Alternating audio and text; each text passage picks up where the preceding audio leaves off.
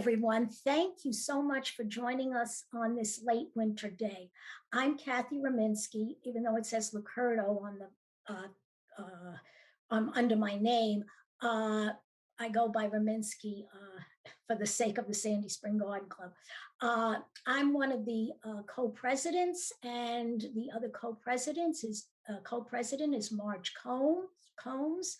Marge, if you want to just. I just want to say a few things before we get to our program. The first thing is, if you want to access the Garden Club on the Sandy Spring Museum website, the website has changed just a little bit. So you go to sandyspringmuseum.org, you click on programs and events, and now there's a banner across the top of the page, and just click on programs and events. It's on the left side of the banner, and then you will get to the Garden Club website on the museum. And we have we have our newsletter on there. We have our upcoming programs, so you can read all about us. And those of you who are in the audience now and who haven't joined the museum, please consider that, and then you can automatically be a member of our Garden Club. I want to tell you about something that is in the near future that we're going to do. We're sponsoring a drive-through plant sale. We did this last year, and it was very successful, and we hope to do it again, and we need a little bit of your help. If any of you in the audience have perennials that you would like to maybe thin out, or maybe thinking of giving them away or transplanting them, keep us in mind. We don't want just one. I mean, like I have Lily of the Valley right now that needs a lot of maintenance. So if you can do maybe 5, 6 or more pots, let us know. You can email us at the Garden Club, gardenclubmuseum.org. We have an email that's associated with the museum, and we'll come and pick them up, or you could deliver them to the museum. So just keep that in mind. The plant sale is Saturday, May 15th, and you'll be hearing more about it. Today we have a wonderful program. I think we're all excited with the warm weather that we had we started to see maybe little sprouts coming up. So here is Stephanie Parkhurst, and she's going to introduce our guest speaker. Stephanie is our programs coordinator, and she will tell you more about today's program and the speaker. Okay, thank you all for coming. We really appreciate you taking your Sunday afternoon to join us. I am really excited to introduce Carol Allen. She's a highly experienced horticulturalist. And if you came to our orchid presentation that she did, you will know just how entertaining and enthusiastic she can be. So I think you're really going to enjoy this. The other exciting part of this is that we have roped her into also presenting in April, on April 11th, about roses. So look for the notifications of that so that you can sign up when that comes around. I want to mention that we're going to sort of stop strategically to deal with questions so that we can keep the flow going.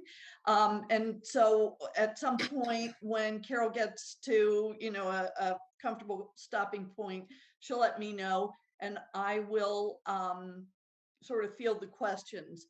What I'd like for you to do is write them in the chat box, and I'll, just keep track of them. And then when we take our break, I'll let Carol know what you guys wanted to ask her. And we'll probably have some time at the end for that too, because it's fun to chat about plants. So anyway, I'm going to turn this over to Carol, and she's going to talk about spring ephemerals, all of which I'm sure we're dying to see, because enough with the cold weather. Yeah. Thank you, Carol. Thank you, Stephanie. I'm going to go ahead and share screen. So give me just a minute to get that going here. There we go. Let's get this out of the way. Come on, baby. Old computers move slow. There we go. All right, so everyone should see those beautiful bloodroots. Yeah, thumbs up. We're good on that? All right.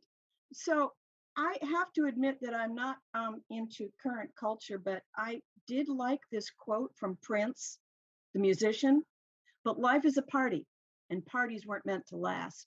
And if that doesn't sum up what a spring ephemeral is, I don't know what does. All right. Come on, computer. There we go. All right. So spring ephemerals are plants that complete their life cycle before the leaves on the trees above it obliterate the sustaining sun.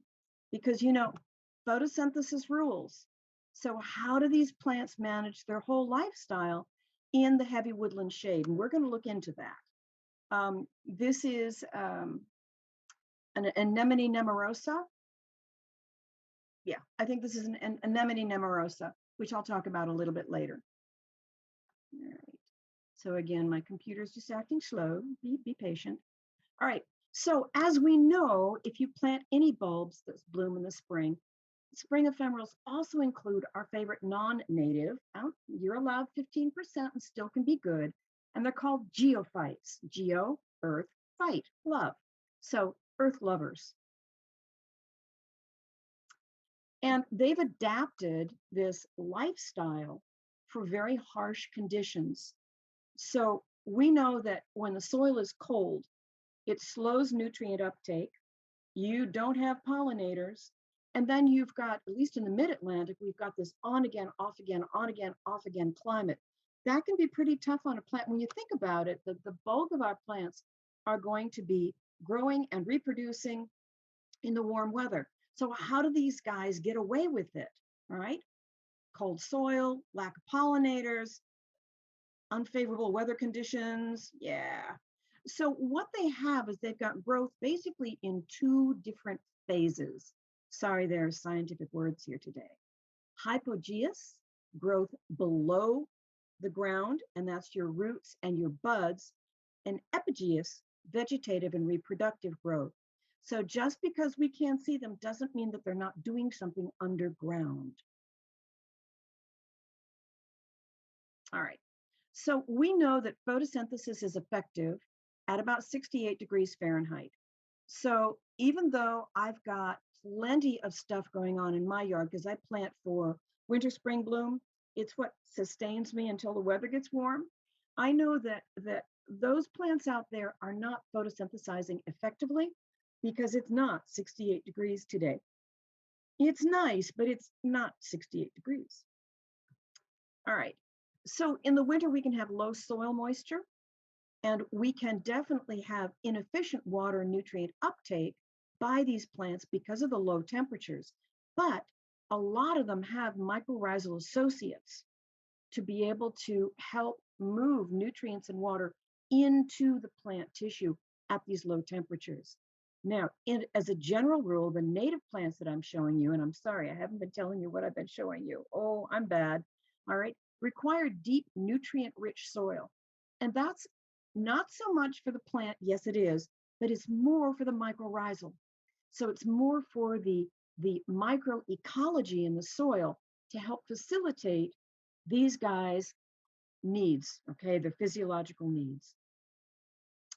So when we have increasing temperatures in the spring, growth will slowly start to come on, and then it signals nutrient transfer into the storage organs. So once we get into that 68-degree temperature and these plants start to photosynthesize efficiently, then they're going to have nutrient transfer, then they're going to have growth, bloom, reproduction, and storage of those carbohydrates. So you all know, so just to review, photosynthesis is the ability of plants to take radiant energy from the sun and process it into carbohydrates, sugars and starches, which then the plant will put into storage or utilize immediately for growth and reproduction. All right. We love the flowers. They're just having sex. That's all. All right. This, by the way, is, where is this? I'll think of it. Anyway, so I've been there. That's my picture. And those are bluets, which I dearly adore. And I do not have the habitat for bluets. So, and there's also some shooting stars down here, just to give you an idea. And it looks like some tiarella in the background. And I'll remember where this place is in just a minute when the brain kicks in. All right. So seed production is often fueled by reserves that were stored in the stem. And in particular, in these trout lilies, maturity from seed to bloom maturation is 8 years from seed to maturation. So when you go out in the woods, or if you are blessed with a stand of these guys, show a little respect. All right. It's been 8 years in the making of those flowers. And I know that when I go wandering in the woods, which I do a lot of, and I see just tons of these leaves, but actually very few flowers. And now you know that maturity is slow, that it'll be surrounded by the leaves of its pups, its babies, its seedlings, but only a few will mature to bloom every year. So there is a process called the vernal dam hypothesis. So that states that capturing nutrients during spring rains and then returning them when the leaves die. And I'm going to get a little bit on my soapbox right now, because the vernal dam hypothesis is kind of what happens to our trees when they drop their leaves in the fall.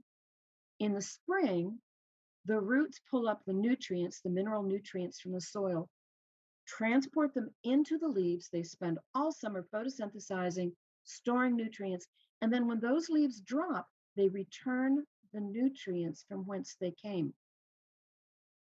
So if you guys have been raking and blowing your leaves and sending them to the county landfill, that's not a good thing. Whenever possible, let the leaves drop and stay. Don't crunch them up, leave them.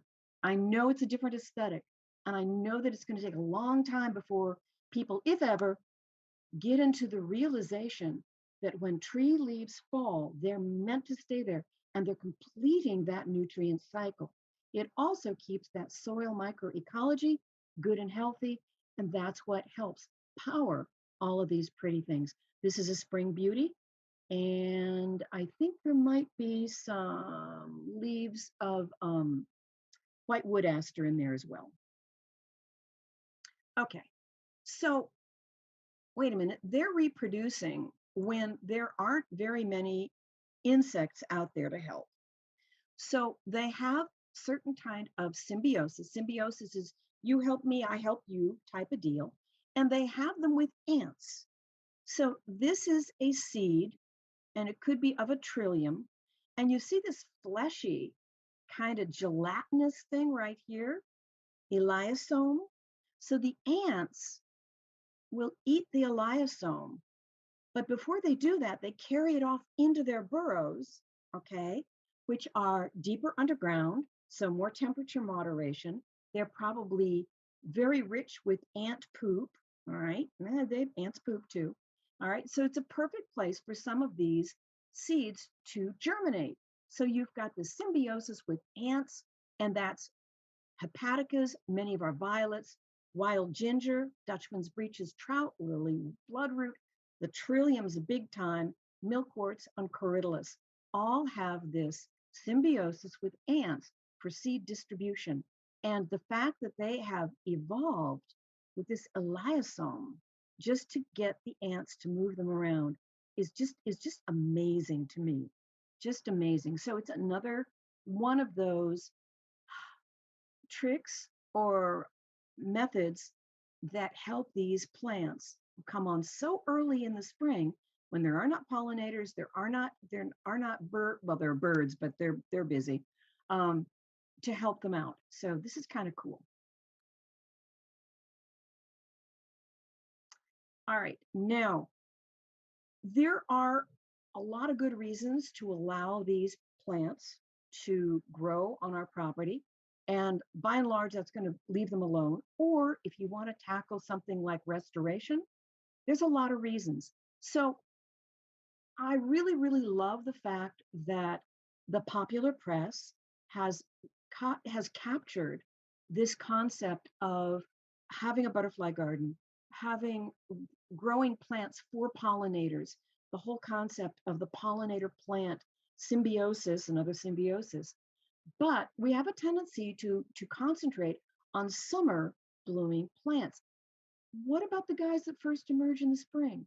What are they? Where are they getting their pollen source and their nectar? Well, this is a yellow lady slipper. Now, not many of us will have the habitat to be able to nurture yellow lady slippers, but this and the pink lady slipper happens to be one of the very important sources of nectar and pollen for bumblebees. All right, so bumblebee queens overwinter and they wake up right about now. This warm weather is enough for them, and they're grumpy. Come on, they've been sleeping a winter. They're hungry. So what are they going to feed on? Well, the lady slippers will bloom more towards the end of April, early part of May. And it is these flowers that the awakening bumblebee queens go after. And do you notice on this lady slipper pouch, there's a hole? Did you notice that? So lady slippers have this incredible mechanism for getting pollinators to pick up their pollinia and carry it off to the next flower. However, did I mention that bumblebees wake up grouchy? Yeah. And they're strong enough and big enough that they just chew through the side of the flower to get the pollen inside. So they don't go through the mechanism. The mechanism is that a little bee, one of our little native bees or flies, will be attracted to this pouch. Maybe he stands on the edge there, and you can't really see the staminoid very clearly in this picture, but there is a fleshy shield, and it frequently has a little bit of a sugar substance on it. So the little fly or the little bee says, "Ooh, I want that." They fly on it, but it's slippery. They fall down in the pouch and go, "This is not what I had in mind." But the only way that they can get out is the light will be shining in right through that little hole, right there where my pointer is. They climb, and then there are hairs that say, go this way, all right? And they will climb up through that little opening, squeeze their little fat bodies through there, saying, "I've had enough of this flower. I didn't have a good time." But in the meantime, they'll pick up a little sticky piece of pollinia, and off they fly to the next flower where they get equally duped the same way, all right? But Bombus queens go, "Enough of this nonsense. I'm not going to go play that game. I'm going to chew through the side, and I'm going to get that pollen." And that's what they do. So if you ever go out in the woods where there are lady slippers blooming, again, end of April, first part of May, depending on where you are in our area, look for the flowers with the little holes in the side. Now you know the secret of what's been going on. All right. Bumblebees are really, really important early pollinators for a lot of our native plants. This is Virginia bluebells, Mertensia, and you'll notice that the flowers are downward hanging, and you go, who in the insect world or the pollinator world is capable of that upside down kind of pollination? And it's the bumblebees. And again, they'll do two things. For one thing, they'll buzz pollinate. So bzzz, and they vibrate the whole flower. And notice their little parts are covered with pollen where they have vibrated this flower. Now, they too will get irritated with bluebells and they will chew through the side.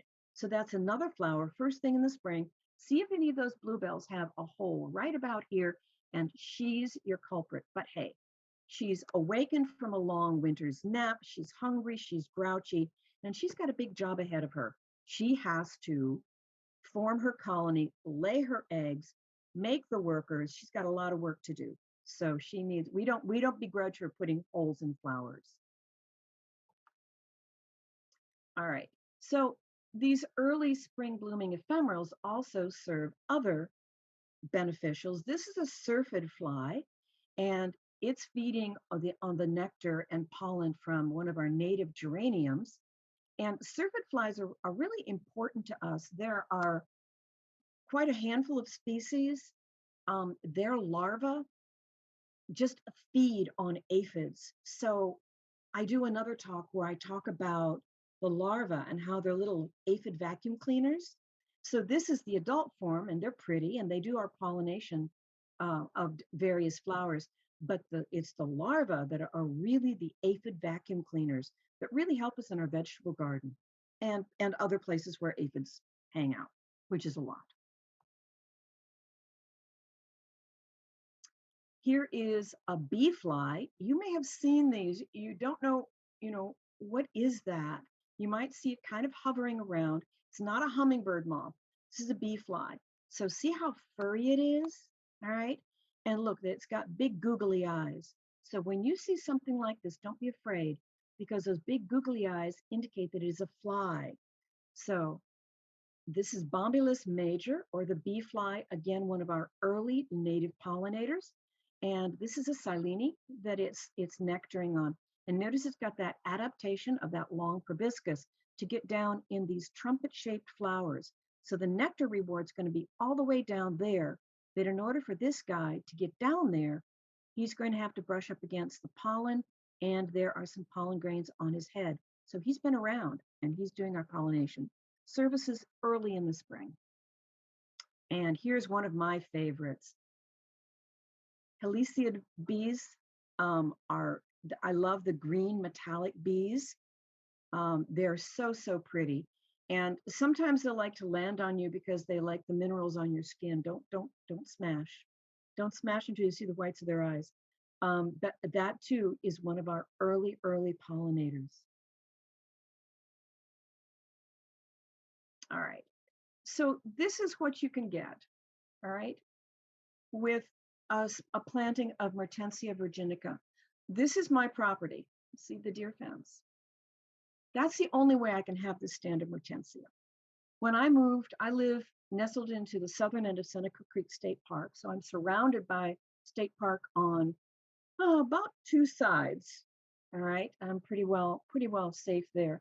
But back in the day, when I first moved in, the Virginia bluebells coated the sides of our local streams and wetlands. They don't much anymore because we have deer who eat them, and we have lesser celandine who outcompete them. That's an invasive alien. But that's what my property is getting ready to do. And today I looked, and they're up about this far, a couple inches up. All right. So this is in the trade. You can buy these at probably Merrifield Garden Center, some of the other garden centers where they have not been wild collected. They have been seedling grown or grown through division. I like them because they're erect and clump forming. They like our moist woods. Where I have them, it's kind of at the bottom of a little bit of a slope. So I do get a little bit more moisture there, but it's not wet at all. But you can find them down, as I said, the first place I saw them was along stream banks. And they just flourish in about 3 weeks. And they get about 2 feet tall. There are white forms. I know a friend of mine knows where some stands of white Mertensia are occurring naturally, but pretty much they're the blue. All right, and I want to talk a little bit more about these. So as you saw earlier, I have quite an area that is covered by Mertensia. They propagate by seed, and I don't know, maybe it's those ants that are really busy. As long as they stay out of my kitchen, they're fine. But these guys will reproduce. So they'll come up right about now, they're starting to come up, bloom in April, carry on their photosynthesis before the tree leaves get really thick. And by July, they're gone. So they're summer dormant. And a lot of our spring ephemerals have that kind of lifestyle where they will do all of their growth and their reproduction while the tree leaves are either very small or non-existent. All right. They have all those adaptations for doing their metabolic activities during cool weather, and then they're gone. They're gone. Right. So in this area in my property, I have the I have the difficulty of the stand is so thick with they have kind of a rhizomatous crown that I really can't grow anything there. There's no room anymore underground. But for a couple of months in the spring, they're up, they're beautiful, and then they're not. So things to think about if you want to bring these into your yard, remember that they're going to like deep, rich soil with good, adequate moisture throughout, and they're going to feed that grumpy queen bumblebee. So good pollinator association. Another early one is Dodecatheon meadia, shooting star. It's about 10 to 14 inches high. Again, the moist, rich soil in part sun, part shade blooms in May. There is a white species and there is a pink species. I grow this at the top of a rock wall where it likes the good sharp drainage and probably a little bit of the alkalinity. And let's hope I've got some pictures of the flowers here. Yeah. So here is white shooting star. And you can see the flowers are upside down. They hang down. This is also Amanella thalictroides right here. The rue anemone. We have some columbine in the back. That's a Christmas fern coming up. There's some trillium here. And this is Phlox divaricata in the background. So this is a very, very nice native plant garden that's going to have its pizzazz before May, before June for sure. So that's pretty exciting to me anyway. All right. Thalictrum thalictroides, which is rue anemone, used to be called Amanella thalictroides. When they changed the names, I'm slow to adapt. So it's Thalictrum thalictroides now, or rue anemone. These are some of our smallest spring ephemerals. They're no more than about 8 or 9 inches tall. They love that well-drained humusy soil in part shade, and they're going to have these dainty little white flowers in April and May. When I talk about well-drained humusy soil, I'm talking about what I call graduate level soil. So if you have a house with new construction, it's going to take you quite a long time to develop this. So it's not just a matter of adding organic matter and saying, I'm done. It's going to be adding organic matter and letting those leaves lie and decompose so that you nurture the appropriate microecology that enables these guys to live. So if there's an area where your HOA can't see, all right, it's backyard, you can't bother me there, and you've got tall oak trees or tulip poplars, that's an area, and you can't grow grass anyway because it's too shady. This is an area to let go more natural. You will have to battle the invasives. That's just the price we pay for living where we are. But maybe after a few years of developing a good soil with good, healthy microecology, you can start to introduce some of these. Now, a lot of what I've been talking so far are available in the trade. They are artificially propagated. No one is digging them out of the wild. One that you'll see blooming momentarily, they definitely bloom end of March, first part of April, is the toothworts. And you'll know them. I don't have a good picture of the leaves here, but this is one. So it's very dentate, very, very toothed. These are not them. Don't be fooled. All right. And you will find those blooming in the woods shortly. All right. They moved them from dentatum to cardamom species very recently. So it's again one of those new Latin words that I have to learn. These are very adaptable. Wheaton Regional Park used to have a lot of them. I think there are places in Greenbelt where you'll see a lot of these growing. All right. And here's a better, the leaves are unmistakable. Okay. Look at, they're kind of a 3 or 4 part palmate leaf. All right. And the leaflets are very deeply incised. And the flowers are this lovely shade of kind of pale pink. Lots of different species. There's a slender toothwort, there's cutleaf toothwort, there's bulbous toothworts. All right, and they're all about the same in above ground look. So they're about a foot tall, bloom in April and May. Again, that humusy, well-drained soil in part sun, part shade. So again, adapted to growing underneath in the shade of tall shade trees, but deciduous. All right. Another one that I love to see is Uvularia perfoliata. I know, easy for me to say. Perfoliate Bellwort, and we call it Perfoliate Bellwort because look, the stem of the flower comes through the end of the leaf. So this is called a perfoliate leaf. And we have several different examples in nature, in native plants, of this perfoliate type of leaf system.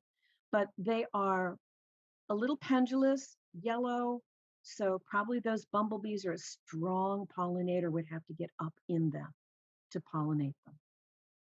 And perfoliate bellwort is easily confused with large flowered bellwort. And in the woods, you can have, this is my property, you can tell, look at those Mertensia behind you. All right. They bloom at about the same time, but these guys are bigger in all parts, up to about 16 to 18 inches. And again, loves that moist, humusy, well-drained soil. But the leaves are not perfoliate, not like the perfoliate bellwort. And this one's a little bit bigger. So they're solitary. They don't make huge, huge clumps. They kind of look like Solomon seals, and they are kin. So if you say, oh, that kind of looks like a Solomon seal, yeah, they are. And there's an up close and personal of, that's the perfoliate bellwort. Very, very dainty, very, very pretty. Can make a pretty good show if you've got a dozen or so, but they're not major ground covers. That's not how you would use them. All right, so all of those were native. Now, I love my native plants. And in my perfect world, if we all had about 85% native plants on our property, and we were allowed that 15% of non-native, non-invasive, this would be one of my favorites that I would say, you've got to have this. So this is native to Europe. This is anemone nemorosa, or wood anemone. And it spreads quietly without being invasive. The leaves remind me of parsley, kind of very crunchy. And the flowers are pretty nice size, I would say 1.5 inches, and they come in a lot of different colors. So I have carpets of these that come and then go. They will be gone by midsummer. So part of the fun of growing spring ephemerals is, what are you going to have to follow them? All right. Sometimes in some of our woodland areas, we have to get accustomed to the spaces, because the spaces define the plants. Yes, a cottage garden has everything cheek by jowl, but sometimes you want a design feature where you've got the spaces, all right, as well as the plants. All right, so again, this is native to Europe, 4 to 6 inches tall, lots of named varieties.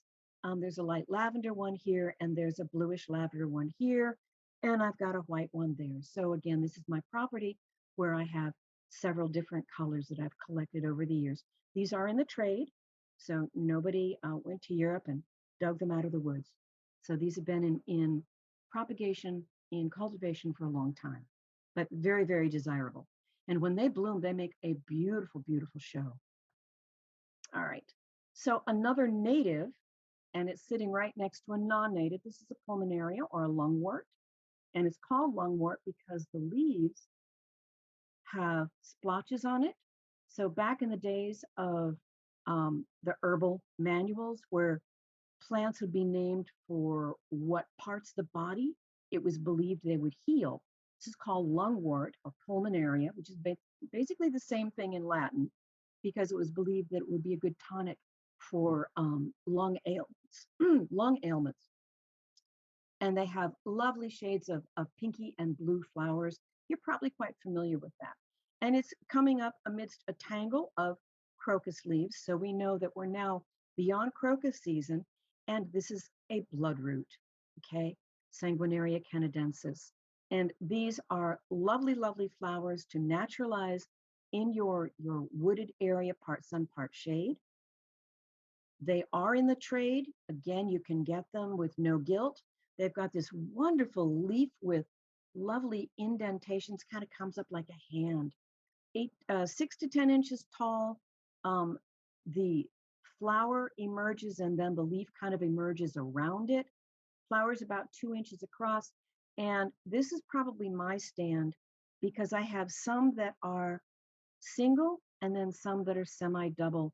And this is just displaying the natural genetic variation in the species. I've never afforded to afford one of the expensive double bloodroots, but they are in the trade if you like the really poofy ones with even more petals than this. But this is naturally occurring variation, okay? So they bloom in April and May.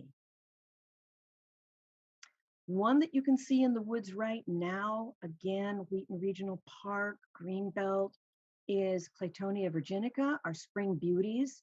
And this is what they look like on a bright summer's day or spring day, because they will just come out and unfurl in the spring. When it's cold, they're kind of lax.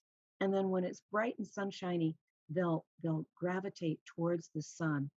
And again, there's a small pollinator right there. A little butterfly, early emerging butterfly. So again, we're talking about not only things that are delightful, have a cool life cycle, but they support those early pollinators. So that's kind of good.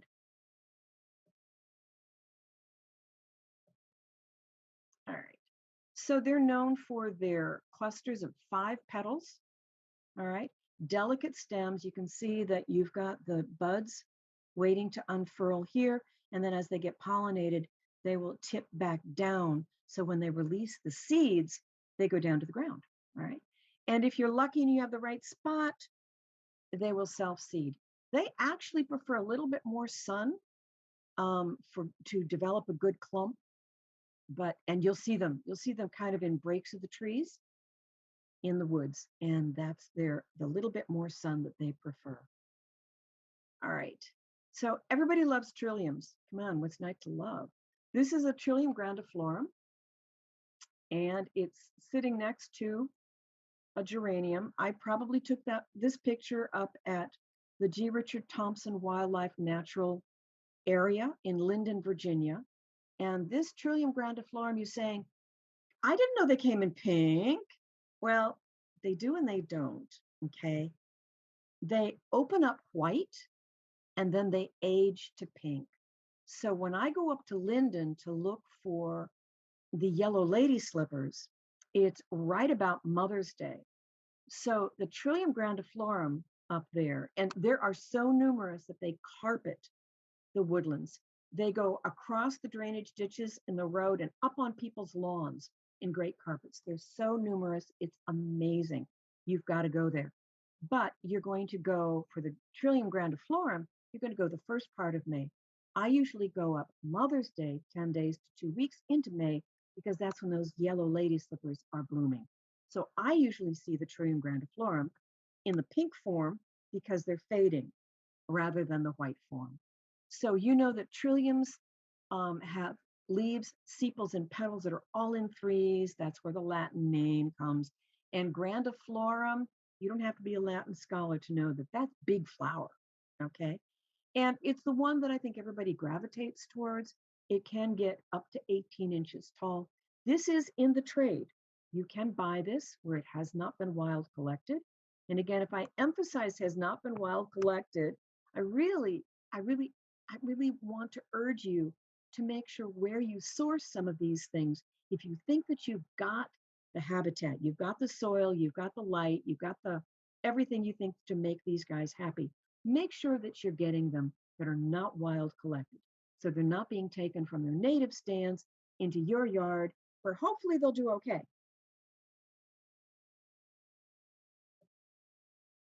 And there is G. Richard Thompson Wildlife Management Area when Carol goes looking for yellow lady slippers, because you can see all of those Trillium grandiflorum are pink, but that's okay. So if you want to go up and see them and this is nothing, this picture is nothing. I could turn the camera in every different direction from where I was standing and then go down the trail and do it again. And the woods are carpeted with white trillium. It is really a sight to be seen. You can see really good stands without having to go a distance on the fire trails. So even if you're not a robust hiker, don't think that you have to travel for miles to see this. You can actually pull off one of the entrances to the fire trails, and you can see this without any exertion whatsoever. It is definitely worth the trip. And there are some more trilliums. And I think, yeah, this is my property. So this is going to be Trillium erectum album. Okay, and you can see that they have a little bit different configuration than the grandiflorums. The stem is much longer, and it's held very, very towards you. And Trillium, oh, and well, I'll get to that in a minute. Keeping my secrets. Stay tuned for the next slide, and you'll find out what that is. All right. And here is Trillium erectum. And again, this is my property. And it's that maroon trillium, but it still has that very, very long stem. And it blooms the same time as the Mertensia, because there it is. But I love my trilliums. I started planting them probably about 40 years ago, and the ants have been busy. So I've got naturally occurring hybrids and integrades because I planted about 4 or 5 different species, and then I stood back and I let the ants do their job. So this is something that you can definitely grow in the mid-Atlantic states if you've got the right habitat. Yeah, and here's another one. This is Trillium sessile. Sessile is Latin for it doesn't have a stem, folks. But probably that's not a direct translation. You got that. But look at the pretty leaves. And again, these leaves will be gone by June, July. And there is a toothwort in the background and some corydalus that I haven't gotten rid of yet. So that's probably an Asian flower plant that was accidentally brought in with some of my plant trades, and it's pretty aggressive. So I get rid of the corydalus. I know you people are saying, wait a minute, corydalus, isn't that the pretty blue one? Well, we don't grow the pretty blue one very well. So the yellow one is pretty rambunctious. So he gets pulled out of my property. All right, so here is squirrel corn. And I love the ferny foliage. This is just absolutely glorious. And again, it'll be gone by July. So here is some, I believe that's Christmas fern. This is not, that's probably cinnamon or royal fern in there. Don't know. Another trillium, one of the sessile types with rhododendron in the back. And squirrel corn looks like this, but not quite. Wait a minute, this is Dutchman's breeches. Wait a minute, you just said that was squirrel corn. Wait a minute, you're changing things on me. Okay, they're kissing cousins, and they're really, really difficult to tell apart. So let's see how you tell squirrel corn from Dutchman's breeches. Well, Dutchman's breeches looks like a pair of pantaloons just hanging on the line, and that's Dicentra cucularia. This is Dicentra canadensis. And look, it looks much more like a bleeding heart, doesn't it? And that is squirrel corn. So they both have this really finely textured, deeply incised, kind of a bluish green leaf, and these incredible little flowers. Both of them are under 1 foot in height, and they will both, there's your Dutchman's breeches looking like pantaloons, and there's your squirrel corn looking like a bleeding heart, all right? And that ferny foliage is very, very similar. Right? And there is Dutchman's breeches. That's the foliage. Oh, and that's a starry chickweed blooming in that back corner. Another native plant. And no, it's not bad like the chickweed that we pull out. And here is canadensis squirrel corn. You can kind of see the difference, maybe. If I have them side by each, it's really easy for me to tell them apart, but they're difficult to tell apart, but they will form this beautiful ferny mat of foliage, and again, gone by July, and then these wonderful little upside down flowers. So who pollinates these guys? Some of our early emerging flies and native bees. So these are great things to add to your woodland if you've got the right conditions. All right. So let's just because to show you that, yeah, I'm not all about native plants. Yeah, Lamprocapnos. What? Yeah, I'm afraid those taxonomists were at it again. So it's no longer Dicentra spectabilis bleeding heart. This is old-fashioned bleeding heart. I think every garden should have this, even though by July it's a bare spot in the garden. You know what I do with it? Just about that time, I've got some of my big overwintered foliage plants, and I'm summering them out right where this was.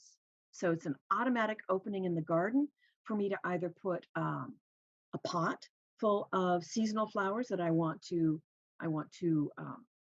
give them the exclamation point.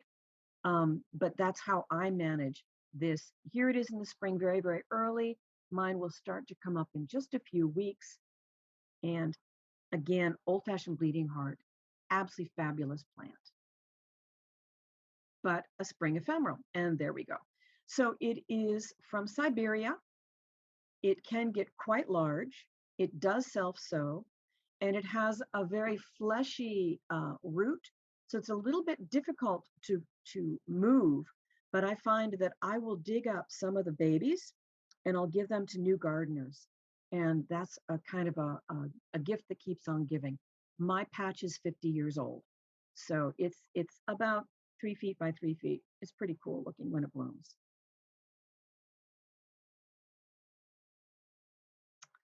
All right, on to the next. So this is one of the more difficult. It's not more difficult. It's more ephemeral. This is Jeffersonia diphylla, or twin leaf.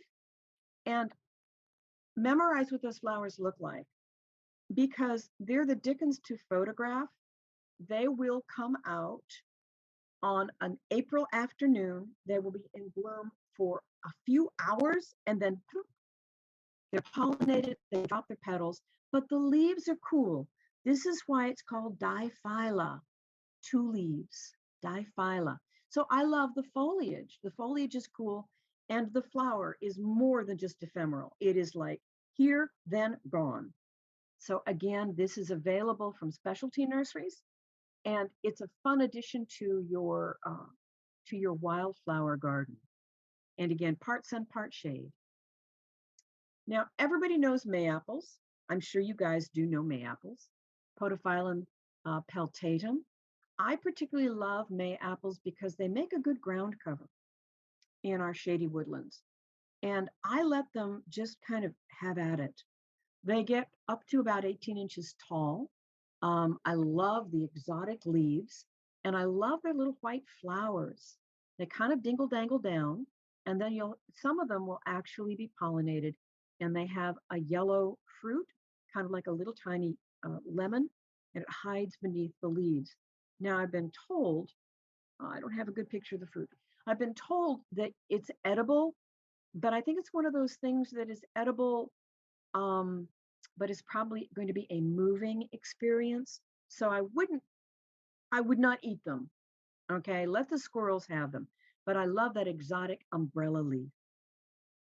So I've showed you some mostly native spring ephemerals, some of my favorites. So what are our problems? Well, these are our problems. We have invasive plants that have taken over our native areas. I think you'll recall I was talking about the Virginia bluebells when I first moved here 50 years ago, and how they carpeted the sides of the stream banks, and they don't anymore, partially because of the deer, but also because of this. This is lesser celandine, and it is an invasive alien, and it has literally pushed out all of our native plants in many of my favorite areas to go looking for native plants. When I go hiking in the spring, I'm looking for these spring ephemerals. So this is a problem. I advise you strongly, if you get plants from a plant exchange and you start seeing these shiny little round, half round leaves with those yellow flowers, bright yellow flowers, go through that soil and take out all the little tiny bulblets, because this spreads like wildfire. On top of that, the other threats that we have to our native stands is Norway maple. and garlic mustard. All right, there's Norway maple. And the reason this is a problem, and this is planted, we were planting this 20 years ago without a second thought. It makes a multitude of seedlings. Our native oaks, tulip poplars, hickories, ash, the tree component that is natural to our mid-Atlantic woods, they're not good competitors in the shade. They might germinate, they'll grow to a certain height, and they really won't shoot up and become a tree until there's a hole in the canopy. Well, what makes Norway maple such an incredible competitor is that it germinates a tremendous amount of seed, and these seedlings will grow vigorously in the shade. So they quickly muscle out our native seedlings as they start to grow. Plus, we've got the deer component. And I don't know what the deer predation is on Norway maple, but I do know that in our woods, we're not getting much regeneration because the deer are eating the oak, the tulip poplar, the hickory, the ash seedlings. And of course, we know what this is. This is garlic mustard. This is a biennial.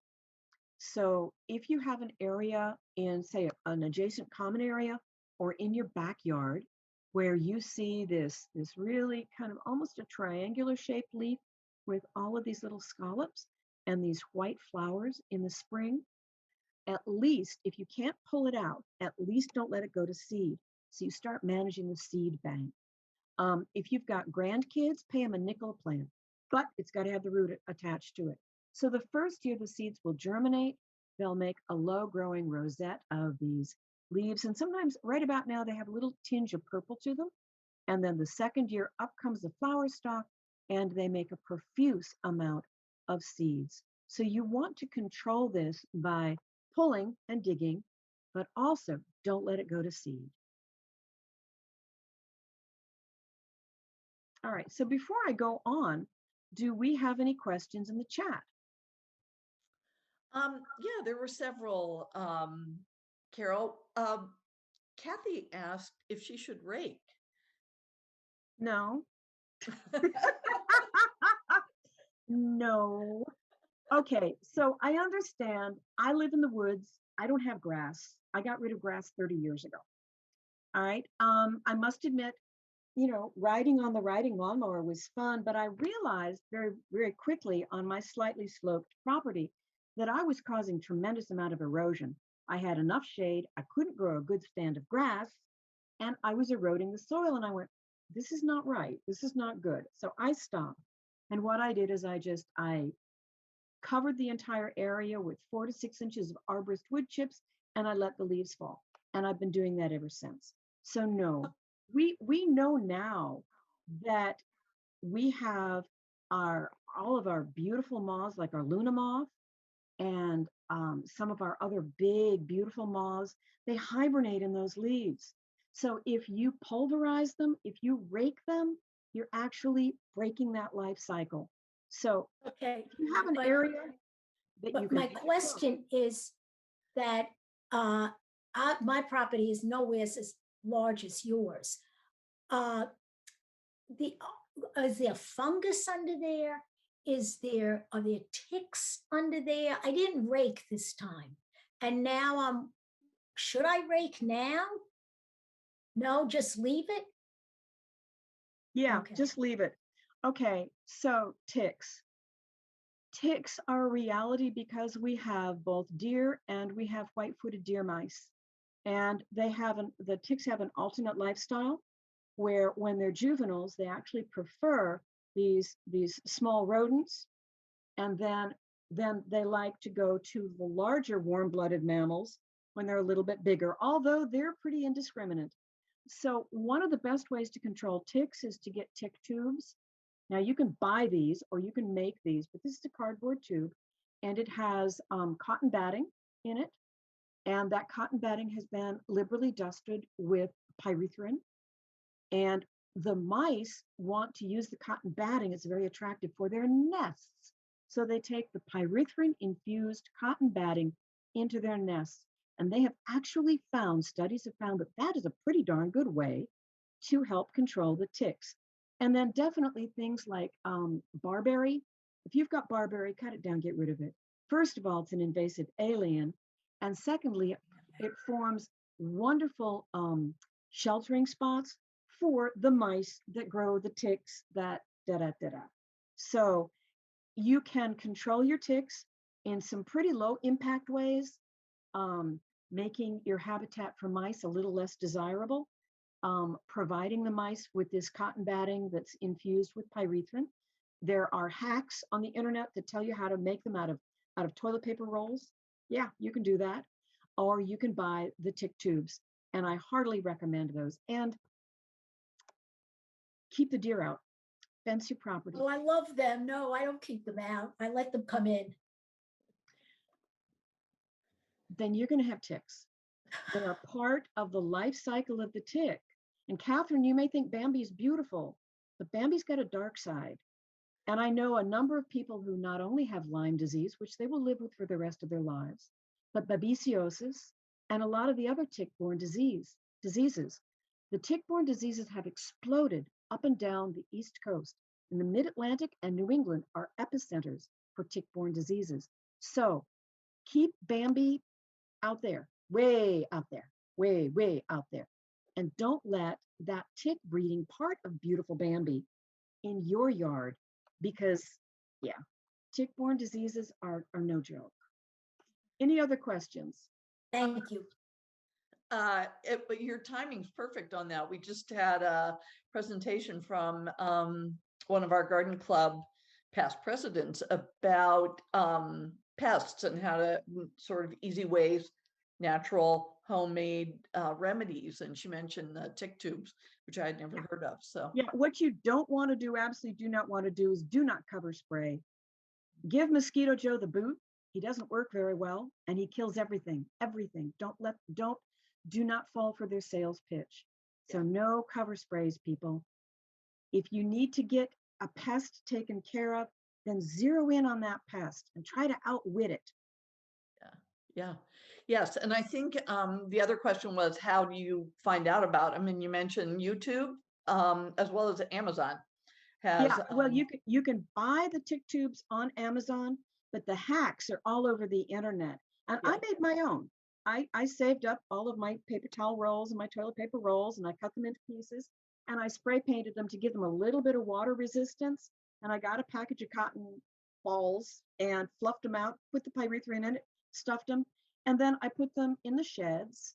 I put them in the stack of firewood. I put them in any place where I knew that mice would shelter. Mm-hmm. And I definitely saw a drop off in the number of ticks. Now, it's been a couple of years since I've done it. I have to do it again because I've already picked a tick off of me just walking to my car. Oh, yeah. I have to do it again. Few warm days. We didn't have that cold a winter. No, we didn't. No. The other question was about deer eating shooting star. So yes, they do. They love it. There is not a deer-resistant plant on this planet. And you go and people hand out, these lists of deer-resistant plants. That's that particular herd that hasn't developed a taste for it or hasn't been desperate enough to eat it. Helleborus hybridus orientalis. Those are deer-resistant, right? I have a friend in Damascus. The deer come through and take the flowers off. Oh, yeah. So you see, all of those deer-resistant plants, sooner or later, when the population gets high enough, they will eat them. Yeah. So fence is really, really, it's no longer, again, with the uptick in tick-borne diseases, I did that on purpose. It's no longer just protecting your hosta, you're now protecting your family. Yeah. It's serious. That is my least favorite insect. So mine too. Mine too. Yeah. All right. Well, let me go on. Okay. Sounds good. Thank you. My pleasure. We'll pick up some more questions at the end. All right. So this is a common blue violet. And you're going to go, oh, it gets in my lawn. My husband goes berserk. It is my favorite placeholder. So I just cleared out an area that, just because of the derecho and some other things that happened, a corner of my property where some English ivy had gotten in and my life got too complicated for me to take care of it. We just cleared it out. I will let these come in and they will be my placeholders until I bring in other plants to cover the earth. You have to have something on the ground to keep those invasives from coming in. So I love my violets. This is the common blue. Now, this is not native. Well, this is arguable. All right, this is Viola walteri, and you can get these in the garden centers. This is actually Asiatic, it is believed to be, with these lovely veins in the kind of the blue-green leaves. And then I have a lot of the yellow violets, both the downy yellow and a few of the other species. And I let them proliferate. Viola canadensis, the Canadian white violet, is really, really good at filling those spaces. So this is a good one to cultivate. And I also love Arisarum canadense, wild ginger.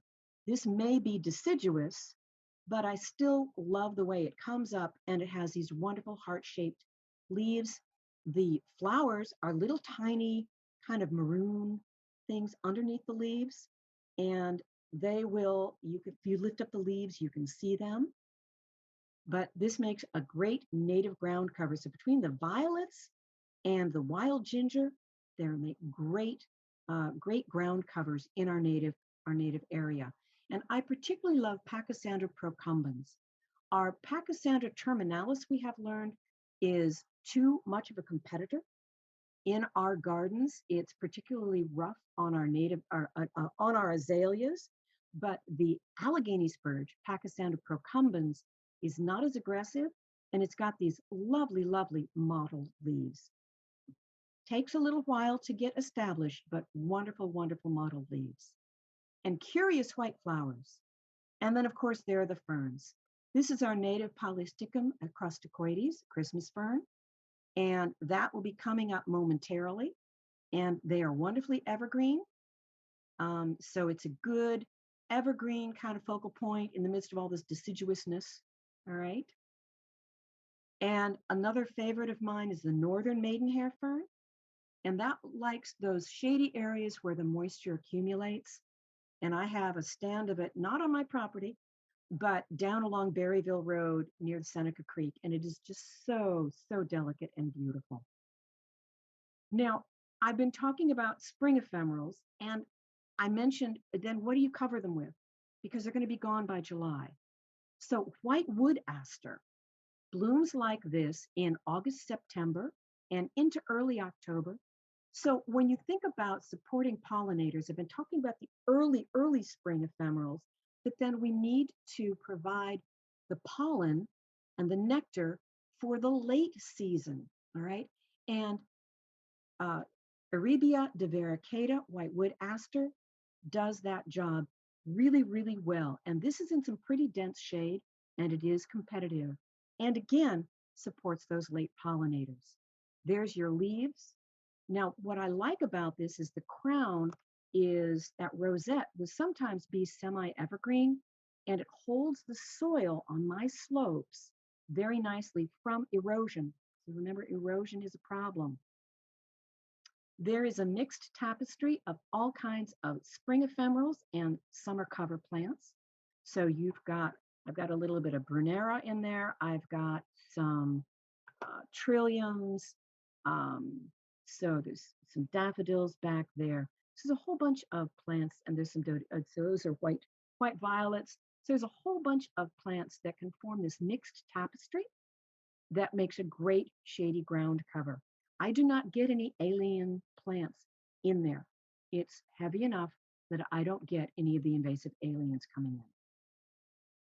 So if you want to develop and maintain what I call the spring ephemeral tapestry, which I just showed you, so you're going to be waging the war continuously against invasive species, several of which I've mentioned. The way I started was I used tub ground hardwood chip mulch, arborist mulch, all right, not commercial hardwood shred, all right. I got it from the arborists, and it's high in lignin. It takes a long time to break down, and that's actually what you want. And I spread that out, and then I let the tree leaves fall and remain there so that they completed the nutrient cycle. And then as you think about adding the species, you want to think about, are they appropriate for your particular setting? You do not want to use any soil amendments. You do not want to turn over the soil, all right?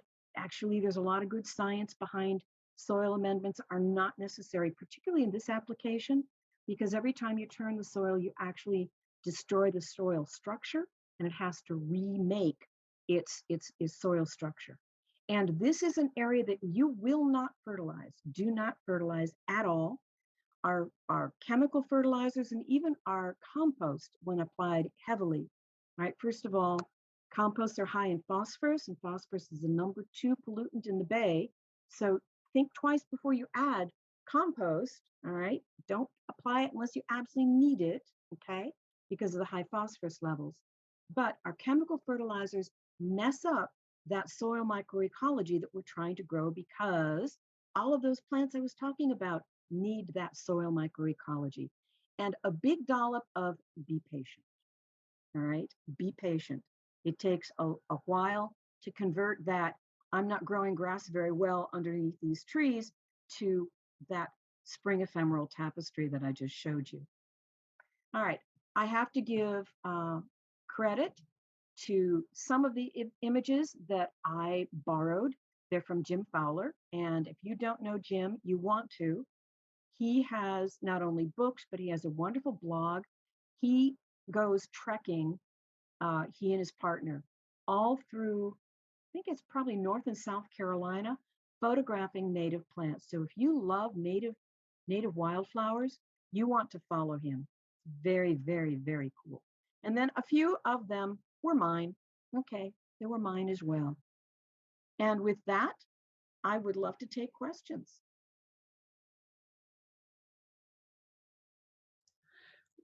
We did have one here about the conditions that the Pachysandra and Procumbens. Yes, thank you. Yeah. Yes. What kind of conditions does that like? Pretty much the same as I've been talking about. That nicely organic, well-drained woodland soil that you're going to have to start developing if you're going to get these guys to get a toehold. If you're starting from scratch, put in your Mayapples, put in your violets, because they're not as picky as, say, the trilliums or the squirrel corn or some of those others. And I found that Mertensia, Virginia bluebells, doesn't seem to mind clay soil at all. But you're going to want some of that organic matter. I really steer you away from store-bought hardwood shred mulch. It's been treated with lime, and these guys do not want an alkaline soil. They want an acid soil. That's our native. That's generally our native soil in central Maryland. You know, we're going to have a pH of about 6.5. All right, and the hardwood shred mulch, it's going to come in. I've tested pH on the bagged mulch and the bulk mulch, almost as up to 8. So these bags of shredded mulch may not be doing what you want them to do. So for people who are not quite ready to bite off the, oh, I want that spring tapestry and let all the leaves fall, I suggest find a pine shred to use in your garden. Use a pine shred because that's naturally acidifying. Mm-hmm. Catherine, lovely ginger cat there. Curious also about are you talking about cedar mulch, or is it something? No. Okay. Not cedar mulch. Don't spend the money on cedar mulch. There is no advantage. Pine shred or pine fines is available in most of our major garden centers. Probably not Home Depot, but don't shop at Home Depot anyway, please. Support your independent garden centers. You know, go to Merrifield, go to Homestead. Yeah. And do you have recommendations for where we can purchase the plants that you've talked about today? Merrifield Gardens and Homestead are going to be able to supply a lot of those. And also, I'm hoping that with the vaccination, that we're going to see more plant sales like we used to have before COVID. And there are a whole bunch of local plant sales where people will bring in, vendors will bring in native plants. So keep your eyes peeled. They're out there. I was very disappointed to learn that Green Springs Garden Farm Park in Virginia is not having their spring sale. And I would see several vendors who do propagate these plants bring them to that sale. But hopefully Green Springs will be in the fall because hopefully enough people will be vaccinated. Yeah, and we can go back to normal life. Sort of whatever that was. Sort of whatever that is. Yeah. Yeah. The next question is about crocuses. Are they from bulbs? Because yes, those are geophytes. Gotcha. So yes, definitely. And what about snowdrops? Catherine, of course. I had tons of snowdrops. In fact, right before this meeting, a friend of mine came and I dug some snowdrops for him because I have fields of them. Now, are they from bulbs also? Yep. Okay. Yep. But now the crocuses, I mean, do they spread or somebody plant? I mean, they're all over the place. Yes, they do. Oh, okay. And you know, Catherine, one of the fun things about crocus is that our little meadow voles and our mice like them, but they don't eat the whole bulb, but they'll take and store bulbs in their little, their little storage area. And then you'll find somewhere in your yard will be this whole bunch of crocuses in bloom. And I didn't plant those there. How did those get there? It's the mice moving them around. So years and years and years and years and years ago, I was up at Longwood Gardens in about this time of the year. And I had, they had in those, they've remodeled a couple of times, but they had an embankment. As you go up to the conservatory, it's not there anymore. And they had that planted with a crocus lawn. And I went, I have to have that. So that's what I did with the little remnant of lawn that I have. The grass is gone now, but the crocus is still there. And I have fields and fields of crocus. So if you haven't planted crocus, you need to. You can actually, they will commingle okay with lawn, probably not zoysia, because zoysia has a really pretty heavy root system. But you can actually grow those in a fescue lawn. Just your first cutting, cut it pretty high until some of the leaves start to complete their life cycles and refurbish that little bulb. Yeah. Someone mentioned that Rells has pine vines. Yes. So good place to check.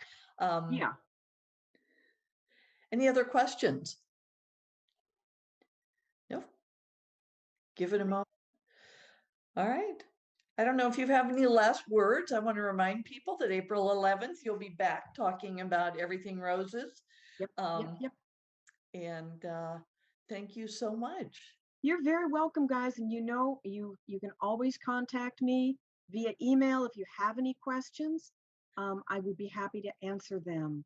So thank you very much for having me and have a good afternoon. Oh, thank you very much, Carol. Thanks so much.